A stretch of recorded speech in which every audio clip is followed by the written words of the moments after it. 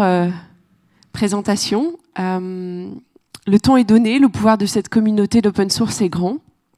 Les usages et les initiatives positives de l'open source sont nombreux. Elle est porteuse de valeurs fortes, c'est certain, et parfois humanistes. Nous découvrons pour clore cette journée un autre témoignage féminin, c'est celui de Laura Walker Hudson. Et je vous demande de l'accueillir chaleureusement pour cette dernière présentation. Laura ?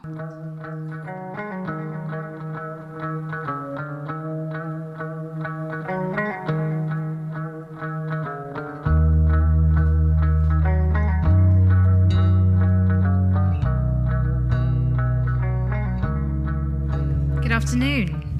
So I want you to know that that music always plays when I walk into a room. It's embarrassing, but you know. So I'm Laura, and I'm from Frontline SMS, and we were really honoured to be asked to talk to you today. There are so many fantastic open source projects here this afternoon, and many of them have done fantastic work in humanitarian aid. I've just been sitting in the humanitarian track upstairs. It's been a fascinating afternoon. And I'll be mentioning some of them because I've been just so moved and impressed by what they've been talking about today.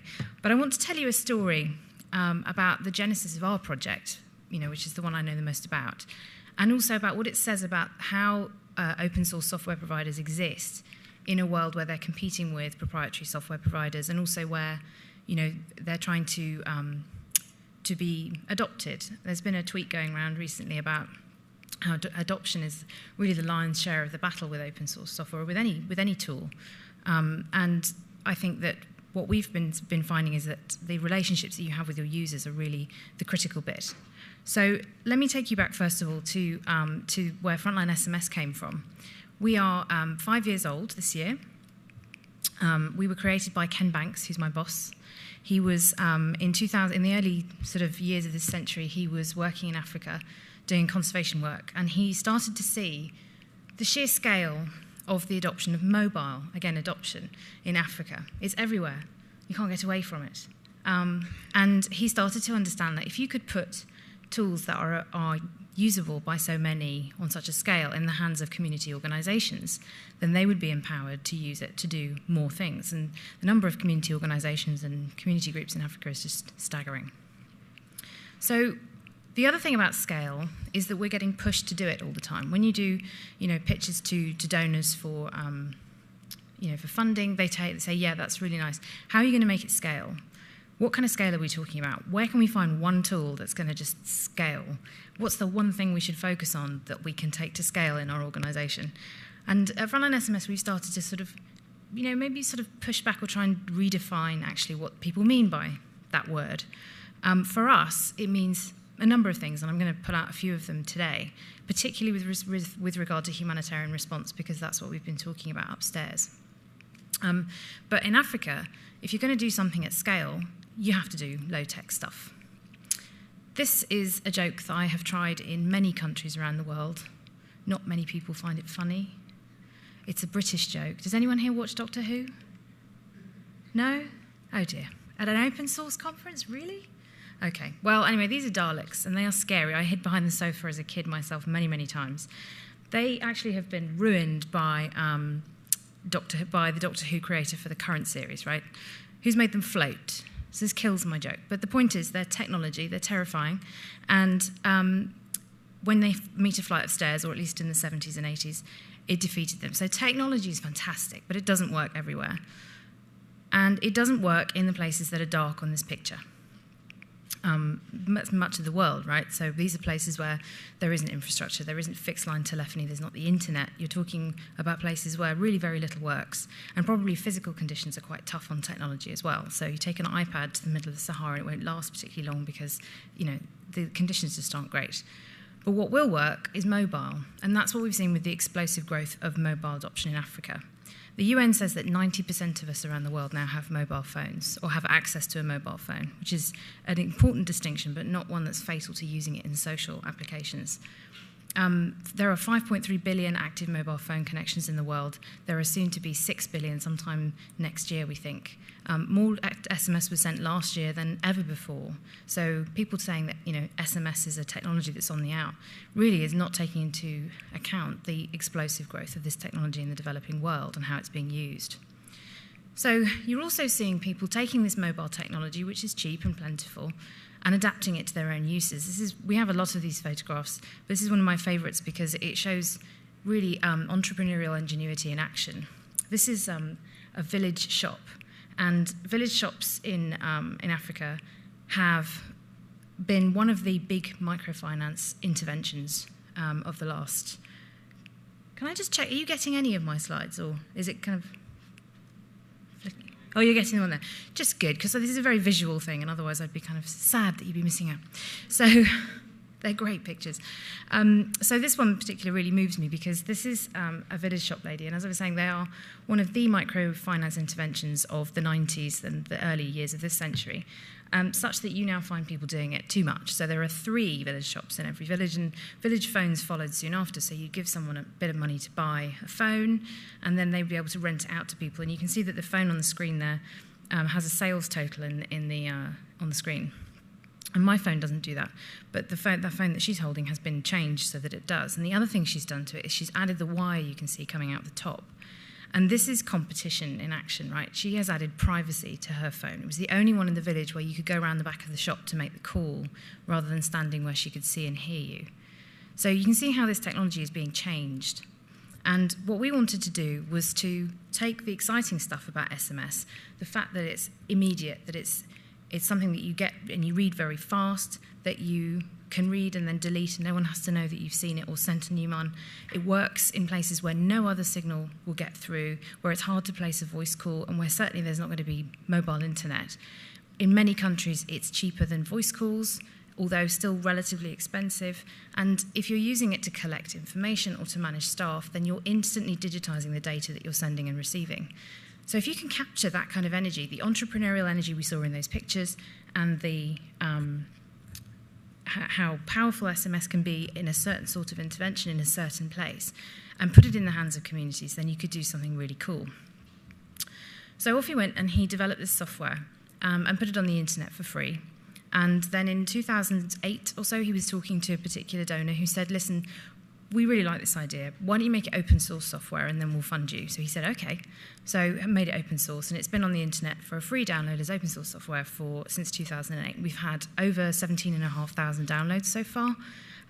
We're not entirely sure how many users we have because we only ask people to tell us when they're downloading the software what they think they're going to do, and following up and asking people after the fact is always a bit more difficult. But we're working on that. And what we're finding is that people are finding the software very useful, not only in the developing world, but also in the developed world. So that is other image, the black and white one, is a council estate in my native Warwickshire, where I'm from in the UK. And it's the kind of place where a lot of vulnerable people live who are offline. So what we're seeing is that SMS is also powerful in places where, or for people who can't get online, don't have access to the same technology as other people, but for whom a little bit of information at the right time from a social organisation could make a massive difference. And it's these little organisations or large organisations who we're empowering with the software. So I just want to say that there are some things about SMS that make it tricky. So, for example, if you're illiterate or if you find it hard to manipulate a phone, if you don't know where the SMS function is on a phone, it can be difficult to use.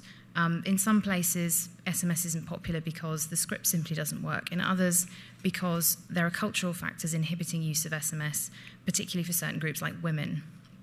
And obviously, if you're using it for a large-scale data collection project, you have to factor in the costs.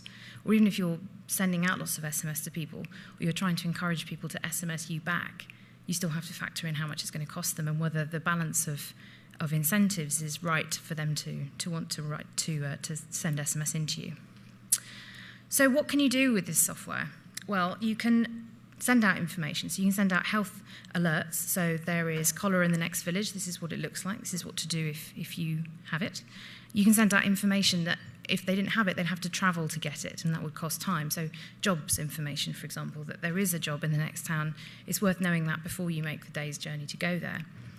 Market price information, I'll give you an example later, but it's one of the biggest use cases that we have in terms of people empowering others by giving them small bits of information that they can make an informed decision using. So that you can improve your income and you can improve how much of your crop you can sell. But you can also get information back from people. So people can send in a comment on how you're running your program. As a humanitarian actor, accountability is incredibly important, knowing whether you're doing a good job. And this is a way to hear back from people. It's particularly powerful if you can combine it with one of the other so-called killer apps in somewhere like Africa, which is radio. So you can turn a one-to-many medium like radio into an interactive medium where people are texting in questions and comments and you're reading them out on air. So again, very powerful. And lots of radio stations are using Frontline SMS in those ways. So how does Frontline SMS work? Well, you can hook it up to a simple mobile device like a dongle. Lots of us have those, just with a SIM card in it that just has SMS on it if you need to. Or even to a low-end phone, and the lower end the better, because the more you get into feature phones, the more complex the software on it, and the more likely it is to get in the way between Frontline SMS and the device. Frontline SMS also, we decided the wonderful thing about Frontline SMS is that it works offline, and this was core for the group of users that we were building for. They couldn't rely on the internet. It was designed to work in places where nothing else did. So you have the spectacle of a clinic sending information back and forth with community health workers completely off the grid. But there were some people who were on the grid and did want to be able to take advantage of that. So we added integration for 2 SMS aggregators, IntelliSMS and Clickatel. We'll be adding more. And of course, it's open source software, so you can go in and do that yourself. But the core user group has always been this offline community. This is Frontline SMS version 2. It's due out at the beginning of next year, and we've completely redesigned the software. So we've done this because we were getting we have a very passionate user community who are very nice about us, which is great. But they started to sort of say, there are other things that we want to do. Can you build this? Can you build that? And rather than add on to an old platform, we decided to start from scratch. If we really were starting to design for this community who are being this demanding and want to be able to use SMS like email and do all the stuff that you would expect from an email program but with an SMS, then what would it look like? So we went and did 3 months of interviews and design, and this is what we came out with. And I'm happy to say that the actual build now looks kind of like this, which is very exciting. But we're not quite at screenshot stage yet, but we will be soon. So this is kind of a sneak preview. The other reason that we rebuilt, and this is part of the story, is that we were increasingly being asked for more sophisticated stuff. So one of our sister projects, Medic Mobile, had built Patient View, which is essentially a patient medical records database that only works on SMS. So that clinic, which was communicating with its community health workers, is now sending and receiving patient medical data backwards and forwards, and completely off the grid, which is a very enticing idea. But again, hard to build on a platform that was designed for something simpler. So we thought, well, okay, if we could build something that not only looks great and has a really intuitive UI, but also is extendable, what would that look like? So this is what we went for. And we're designing it to be extended. We're also designing it to be, we're recognizing that the world is changing. So again, as you go through this, we're 5 years old now, the software's 5 years old, we're finding that some of the places where before you could only get an SMS, you can now sometimes get GPRS, but not always. Sometimes you can even get 3G. Sometimes, we're seeing the cables down to the East Africa really starting to speed up internet access. So some people have internet access who never had it before. So we need to start designing for a whole digital spectrum. We need to make software that can integrate with, if it's available, GPRS and 3G, and it already has internet triggers and HTTP triggers built in, but we're wanting to kind of think more about how you could build that into the UI in a bit more of an integrated way. And always keeping radio in mind, because it is the killer app in the places that we're building for. So just to tell you a little bit about the plans for the future, the core platform will be out next year. We're also building versions of the software that are designed for our projects, which are sector-specific. So we've got a project called Frontline SMS Legal that's looking specifically at how to use SMS to extend justice to places where it's very difficult to move information around.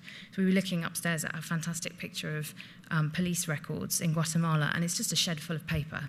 No one's ever going to be able to read that or analyse that information in a sustained way. So if you can digitise this information, you could make a massive difference to, say, a justice system. Tailoring Frontline SMS to a justice service provider does two things. This was another thing we learned.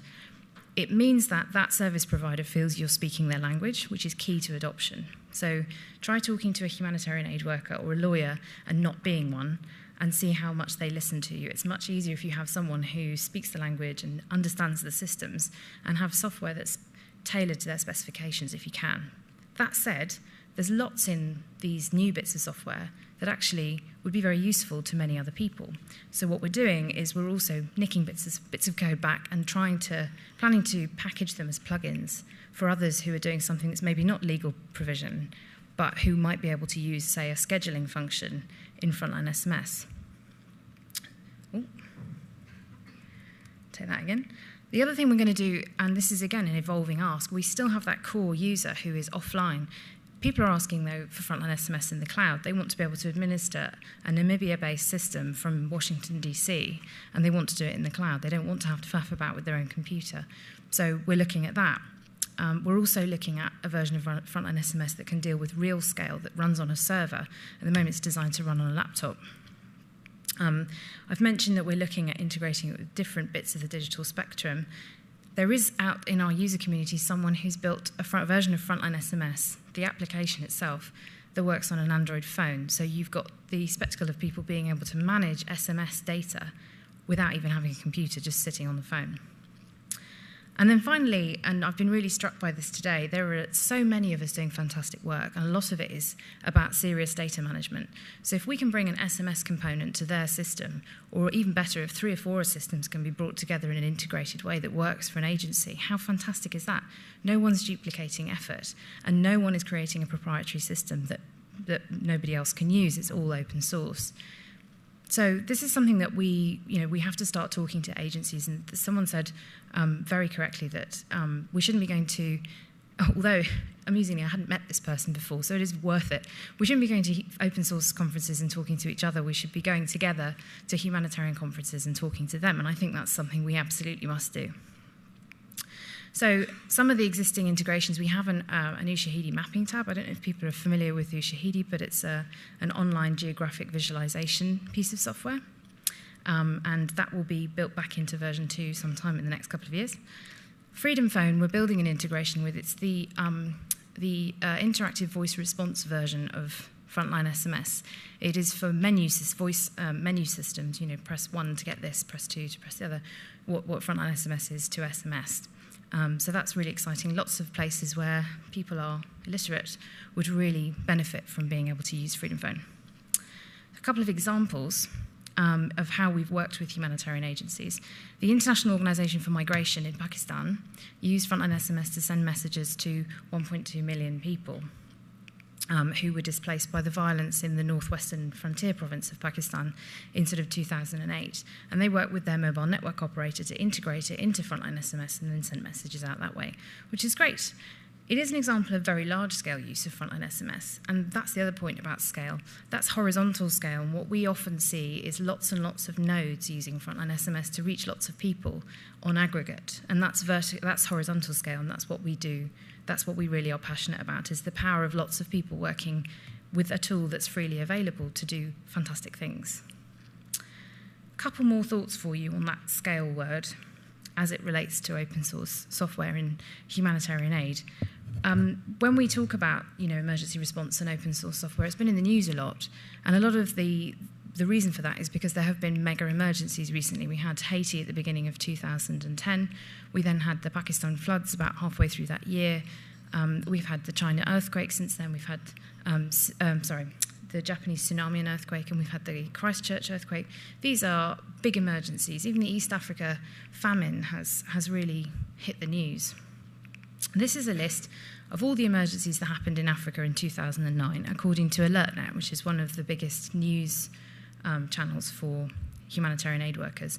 There are things on there that you don't hear about in the news. I mean, okay, bird flu is there, and cyclones and big emergencies. But there's also stuff about neglected tropical diseases that doesn't hit the news. And I think sometimes the open source community, because it's volunteer driven, can be pushed towards these high profile emergencies and also to emergency response itself, which I'll come back to.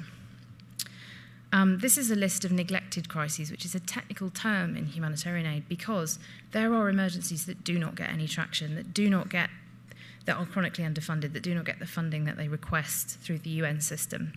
And this is a list from 4 different agencies. MSF, Médecins Sans Frontières, or Doctors Without Borders, release a list of neglected crises every year because it's so important to highlight that there are emergencies that just slide off the radar.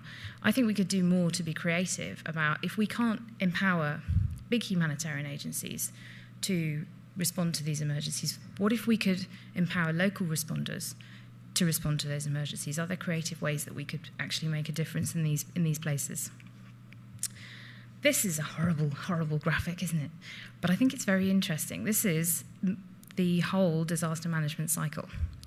And at about 9 o'clock there, you'll see search and rescue and needs assessment and the sort of sexy bit of emergency response where there's lots of planes and lots of people throwing stuff off the back of trucks. This is what we see on the news. But that only goes up to, 10:30? And then you're looking at recovery, which can take years, long after the news cameras have left. And then you're looking at the long-term work of understanding emergencies, hazard analysis, understanding how people are vulnerable and where resilience comes from. Looking at mitigation and prevention, disaster preparedness is a massive area of work. And it really should be funded more, and it's not. It's actually an underfunded crisis in itself. Because if we invested more in disaster preparedness, we would be able to prevent the massive impacts of some emergencies or even prevent them altogether. And then prediction and warning. All of these could involve information management. All of these could involve open source tools. But again, because it's volunteer driven, I think we struggle to raise the profile of what we could be doing in those areas. A couple of examples of where you're working in other areas of response or other times during the response cycle. This is a market price information system. So I mentioned this earlier. This is the Food and Agriculture Organization of the UN in Banda Aceh in Indonesia after the tsunami, the Asian tsunami. They were texting out, so fishermen could text in a query as they were coming back to shore, saying what they had, what catch they had, and find out specific market prices. And then they could make a decision about where to put in. So they were using Frontline SMS with a very clever server backend thingy on it, it's a technical term. And it was a really successful program. It ran for 3 years. And then, of course, the UN left because the recovery program was over. So they went to the Indonesian government and said, look, we'd really like you to take this on. It's worked really well. Look, you can see that fishermen's income has regularized across the region. You can see that malnutrition is, the way that people are eating is different. And you can see that fish prices have regularized across the region where this was happening. And they said, well, I don't know. We'll have to do an evaluation. It may take some time. So they looked at the figures and came straight back to the FAO and said, forget it. It's great. We're going to do it. So I've had an email or two from them since, and they are still running the program, which is great. So that's an example of how it's sustainable as well. If you make it simple technology, then people can just pick it up and run with it. It doesn't have to be complicated. Third and final thought about scale. Scale means reaching those last mile responders. So I mentioned that in the context of neglected crises. If you can reach people who are really at the last mile, then you can make a massive difference. And the other thing about this is it's not necessarily very sexy. It's not necessarily pinpointing missing persons on a map or something, although that's counterintuitive, but you get what I'm saying. It's more about managing the information. It's the boring management bit of delivering a massive aid program. So how can you gather data on how you're doing? How can you gather data on what people need? How can you manage your staff and volunteers? There's one agency I know who uses it to text out staff and say, you need to update your virus protection, because these are the kinds of messages that don't get through because people have to make an effort to go and get on the internet.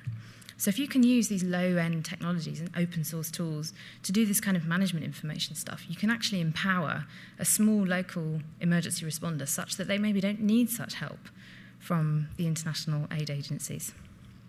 And the other thing about this, of course, that's exciting is moving money and vouchers.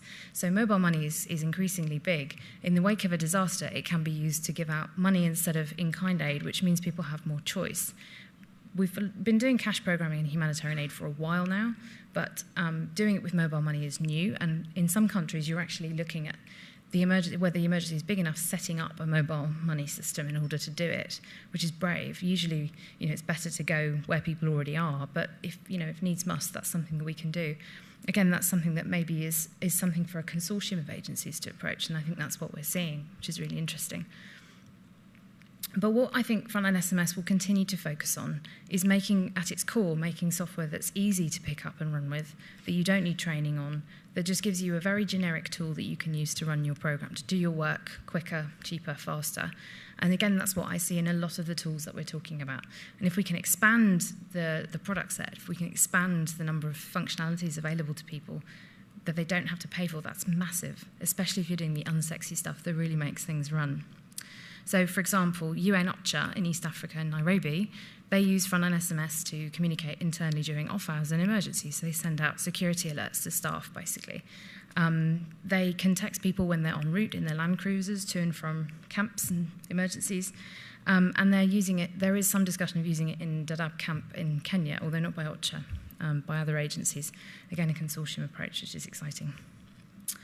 So, as an open source provider, what are some things that we really strive for? And this is something that we're very conscious of, and which I'm starting to talk to others about, and other people are saying this to me. So I just thought I'd share them in a spirit of being open. So one is integration. I mean, I think there are a number of us out there now, tools providers, and we're all working very hard, and we all believe in our own approach and get excited and make things.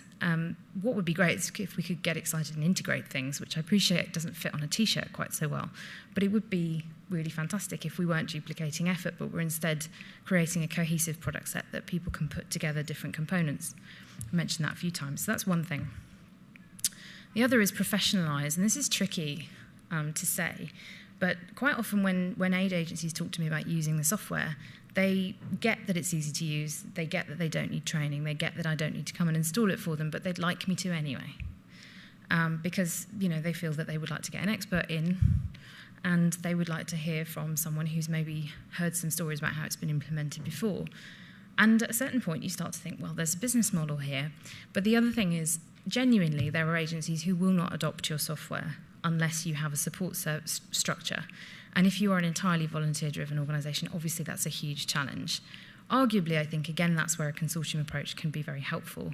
Or if you can build it into the contract that they would fund you to develop the infrastructure that you need to provide this kind of support, then again, it can keep your project going. But it's an interesting truth that although it's possible for their engineers to ferret about on the internet and figure out how to use your software and troubleshoot, they won't necessarily. They quite often would quite like someone to come and help them with it. So professionalisation is something that we're very conscious of, and that other people have mentioned to me. And the other thing, and again, this is a bit tricky to say, is mutual respect.